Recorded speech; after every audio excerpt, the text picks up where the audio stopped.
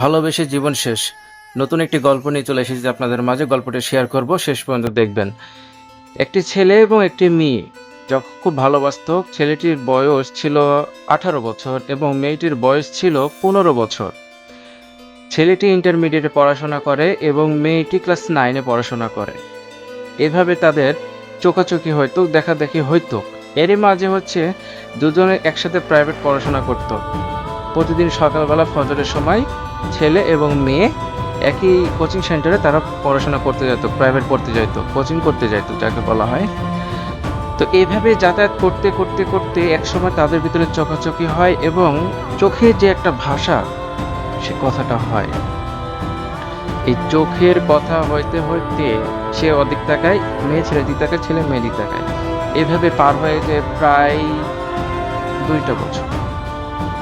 2টা বছর পার হয়ে যায় এবং শেষের দিকে এসে যখন কেউ কাউকে না দেখলে জিজ্ঞাসা করে, খোঁজাখুঁজি করে যে কোথায় গেল। হ্যাঁ, বলে দিই, ছেলেটির নাম হচ্ছে বাদশাহ এবং মেয়েটির নাম হচ্ছে জ্যোতি। তো যখন জিজ্ঞাসা করে যে মেয়েটিকে যদি দেখতে না পায়, তাহলে ছেলেটি জিজ্ঞাসা করে যে জ্যোতি কোথায় গেল, এবং মেয়েটি যদি ছেলেটিকে না দেখতে পায় তাহলে জিজ্ঞাসা করে বাদশাহ কোথায় গেল। আচ্ছা, এভাবে তাদের কথোপকথন হইতে হইতে হঠাৎ একদিন তাদের একসাথে কথা হয় এবং তারা একে অপরকে শেয়ার করে যে আমি তোমাকে অনেকদিন থেকে পছন্দ করি, আমি তোমাকে ভালোবাসি এবং অনেক বেশি ভালোবাসি। তখন মেয়েটাও বলে যে হ্যাঁ আমি তোমাকে ভালোবাসি, ছেলেটাও বলে আমি তোমাকে ভালোবাসি। এভাবে তাদের রিলেশন শুরু হয়ে গেল। এই রিলেশন তাদের মধ্যে চলতে চলতে প্রায় আরো দীর্ঘ 3টা বছর পার হয়ে গেল, মোট 5টা বছর। আরো 3 বছর পার হয়ে যাওয়ার পর একটি সময় এসে মেয়ের বাবা মা সবাই জানতে পারে, আত্মীয় স্বজন সবাই জানতে পারে যে তারা একে অপরের সাথে রিলেশন করে, প্রেম করে। এখন মেয়েটির মা যদিও পছন্দ করে, কিন্তু বাবা পছন্দ করতো না। বাবা পছন্দ করতো না।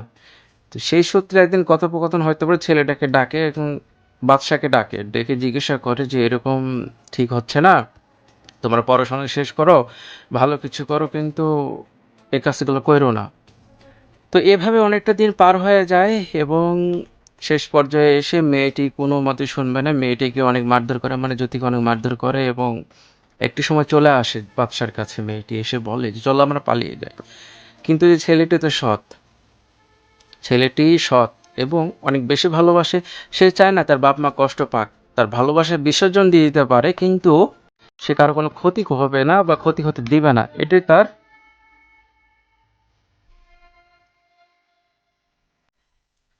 তার সব থেকে মনের ইচ্ছা এবং মনের চাওয়া।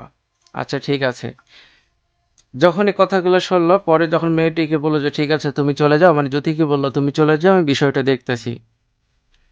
এভাবে ছেলেটি কোনো মতেই আটকানো গেল না মেয়েটিকে। সে বারবার করে। তখন একটি সময় এসে মেয়ের বাপ এবং ছেলের বাপ দুইজনের ছেলেটির কাছে এসে এবং সরাসরি পা ধয়ের অবস্থা, যে মানে এইভাবে হাত দিয়ে বলে যে তোমরা একে অপর থেকে সরে যাও, আমার মেয়েটাকে ছেড়ে দাও, আমার মেয়েটি তোমাকে ছাড়া বাঁচবে না, তো তুমি কিছু একটা করো বাবা। তখন বাদশা কি করবে? বাবা মায়ে যেহেতু বলতেছে, বাদশা কি করবে? কিছু করার নাই, ছেড়ে দিল। তার সমস্ত কষ্ট দুঃখ বিসর্জন দিয়ে ছেড়ে দিল এবং মেয়েটি অন্য জায়গাতে বিয়ে হয়ে গেল। কিন্তু এই বিয়ে হওয়ার পিছনে যখন ছেলেটি জিজ্ঞাসা করেছিল যে তুমি আমাকে ভালোবাসো না, আমাকে বিয়ে করে আমার সাথে প্রতারণা করেছিল, তখন কিন্তু বাদশা চুপচাপ ছিল, একটা কথাও বলেনি। এভাবে অনেকটা সময় পার হয়ে যায়, অনেকটা সময় পার হয়ে যায়। শেষের দিকে এসে শেষের দিকে এসে একটি মেয়েটির যখন বাচ্চা হয়, যখন বিয়ে হয়ে যায় অন্য জায়গাতে এবং বাচ্চা হয়, তখন তো ছেলে আর বাংলাদেশে ছিল না, ছেলে চলে গেছিল ইতালি। একটি সময় সে জানতে পারে যে তার বাবা মায়ে ছেলেটিকে কথা দিয়েছিলেন এবং যার কারণে ছেলেটি ছাড়তে বাধ্য হয়েছিলেন। শেষ পর্যায়ে এসে মেয়েটি তার বাপ বা মায়ের সাথে 2টা বছর কথা বলেনি আরো। এভাবে কেটে যায় দীর্ঘ 9টা বছর সব মিলিয়ে। হঠাৎ একদিন ছেলে বাংলাদেশে যায় এবং মেয়েটির সাথে দেখা হয়ে যায়। তখন আর সে প্রেম থাকে না, সে ভালোবাসা থাকে না, কিন্তু মনে যে স্মৃতিগুলা, সেগুলো জড়িয়ে থাকে, খুব অন্তরে গেঁথে থাকে। একে অপরকে পায় নাই, কিন্তু তাদের ভালোবাসা কখনো শেষ হয়ে যায় নাই।